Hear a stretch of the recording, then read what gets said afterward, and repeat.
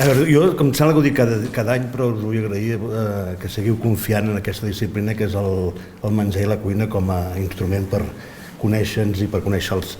Realment jo penso que hi ha poques activitats humanes que ens expliquin tant com som com a individus i també com a grups i tal, i com a famílies i el que sigui. Parlant d'això, bé, això va sobre Mèxic, no sé, ho diu aquí ja? Sí.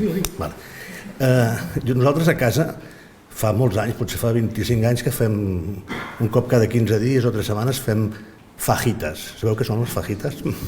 Les van començar a fer quan es van començar a popularitzar o quan van començar a sorgir alguns restaurants dits mexicans, o dits de cuina mexicana. De manera que quan passen 2 o 3 setmanes alguna de les nenes dels nens ja reclama si fem mexicano. Per tant, associen la cuina mexicana a aquest concepte de les fajitas, poca cosa més. També si anem als restaurants típics mexicans d'aquí, de Barcelona i d'arreu del món, ens trobarem amb unes coses molt concretes que, francament, estan molt allunyades de representar el que és realment la cuina mexicana. No? Per tant, això ens fa pensar que demana que haguem de dedicar un esforç i el temps a una activitat pedagògica, per dir-ho d'alguna manera, d'explicar en què consisteix aquest element cultural tan potent que és la cuina mexicana, tot i que a poc, cada cop ens trobem amb més exemples d'autèntica cuina mexicana des d'un punt de vista gastronòmic però també cultural. I per això farem aquest curs, un curs que tindrà 17 sessions. Qui el vulgui fer online doncs salivarà, perquè hi haurà em sembla que hi ha 12 o 13 sessions teòriques, però en moltes d'elles farem tastos. Quan fem xile, tastarem el xile, alguns piquen, altres no tant. Quan fem blat de moro, parlem del blat de moro, explicarem com es fan les tortilles i les tastarem. Per cert, sabeu que això que fem normalment dels nachos, que diem nachos, en realitat es diuen totopos? Sabeu què són el producte d'agafar una tortilla, retallar-la en forma triangular i fregir-la? Molta gent no ho sap, això. Doncs això és el que explicarem i ho farem en directe. Aquest curs té aquestes sessions teòriques, parlarem d'això del blat de moro i les seves derivacions gastronòmiques i culturals, parlarem del xile, parlarem de les begudes, que és un element cultural molt important, parlarem dels frijoles, etc. Però també farem 2 tallers i anirem a algun restaurant a tastar tant la cuina que és com considerada de carrer com la cuina més formal. Hi ha 4 motius per als quals crec que us heu d'apuntar en aquest curs. Com he de passar això? Aquí. Això és a l'esquerra hi ha tot un conjunt de verdures rostides, com quasi com cremades. Vosaltres, si us digués que la cuina catalana, quin és el particularisme que la defineix, quin diríeu? El sofregit. El sofregit i la picada, probablement. Doncs la cuina mexicana, el seu gran particularisme, que la diferencia completament de la cuina catalana, en aquest cas, és aquest. L'activitat d'aconseguir aquestes verdures mig cremades i crues per dins se'n diu tatemar. Aleshores, un cop rostides, sense cap tipus de greix, es agafa el mojalquete, que és això que tenim a la dreta, per picar-les, ara ho faríem amb una trituradora, i es converteixen en una salsa. Aquesta és la base de qualsevol salsa o de qualsevol plat de la cuina mexicana.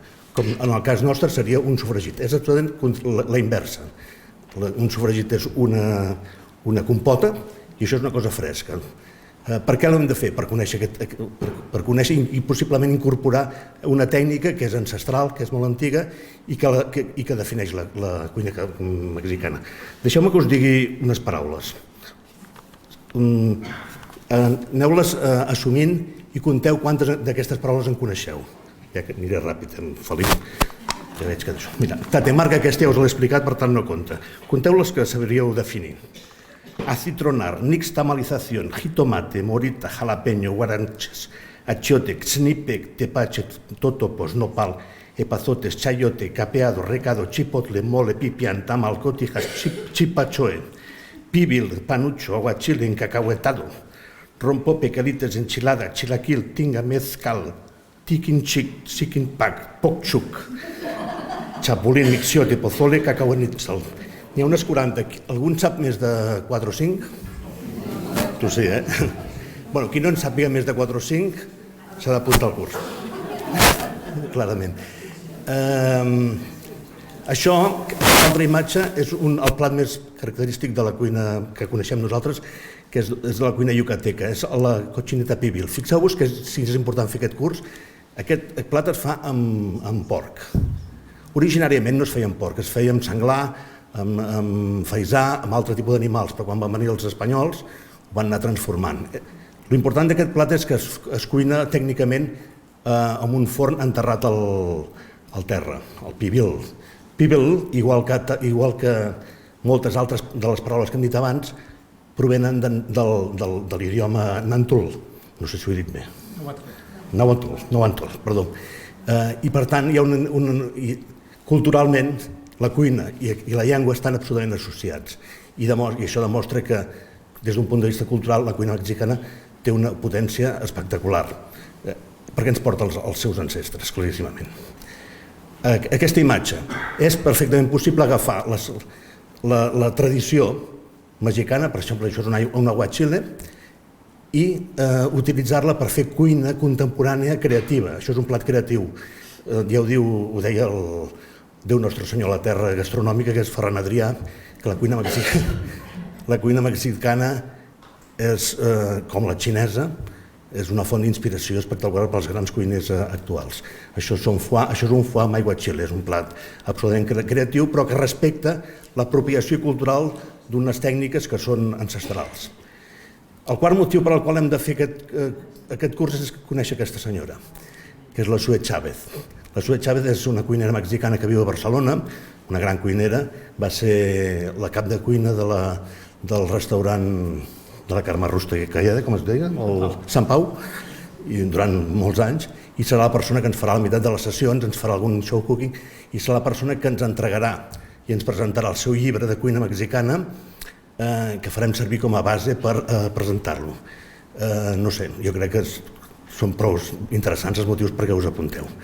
I ja per acomiadar-me, i per ser una mica divertits, hem de ser-ho, no us diré això que hauria de dir ara, per ser divertit, que és Viva México. Cabrones.